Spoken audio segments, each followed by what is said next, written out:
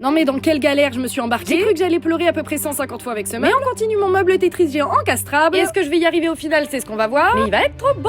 Bon alors après avoir découpé et préparé mes 150 000 planches pour faire un Tetris, je vous détaille mieux le projet en description. J'ai laissé sécher et je vais poncer tout ça. Pour espérer qu'au moins ma peinture adhère bien. Ensuite Jules et moi on a tout trié par pièces de Tetris. Un peu fier d'être un peu organisé. Et là ça paraît facile, y a plus qu'à assembler. Sauf que pas du tout parce que je me suis trompée dans un truc. Et oui quand j'ai mesuré j'ai oublié une épaisseur de planche. Donc c'est reparti pour découper une dizaine de pièces évidemment. Ah bah oui j'ai que ça à faire. Mais ça y est je peux enfin passer à l'assemblage. Et c'est là où je me suis rendu compte qu'il y avait absolument rien qui allait. Alors j'ai voulu faire des fixations invisibles. Et pour ça j'ai utilisé ça, c'est super. On perd son biais, on assemble et ça nous fait des fixations très discrètes, hein, clairement. Dites-moi d'ailleurs si vous voulez un tuto complet dessus. Sauf que ce genre de truc c'est parfait pour le carré. Mais alors pour les autres toutes petites pièces, c'était une grosse galère. Bah oui, déjà ma visseuse ne passait pas. C'est totalement faisable, c'est juste que j'ai pas les bons outils. Et j'avais pas de pince assez grande pour tenir les planches. Donc j'ai abîmé plusieurs vis. Et ça fait clairement 4 jours qu'on est dessus, donc c'est bon. Bref, je pense quand même tous les goujons que j'avais mis pour les fixations. Mais clairement pour les autres pièces, je vais pas utiliser cette méthode. Donc je fais des encoches et je vais tout visser. Évidemment, on a monté le L à l'envers. Parce que sinon c'est pas drôle. Oui, il y a un sens et il y a une raison. Et là clairement je songeais à abandonner. Mais bref, on a réussi à toutes les assembler. Ce qui est déjà un très bon point. Maintenant je vais mettre les fonds des étagères. Et je le fais avec des clous. Alors que j'aurais pu visser aussi, mais j'arrivais plus à réfléchir. Et ça se voit puisqu'on en a refait. Mais après un bon moment passé avec ce voilà où j'en suis pour l'instant. Il va être encore plus incroyable avec la peinture. Dis-moi si tu veux voir le résultat et des bisous.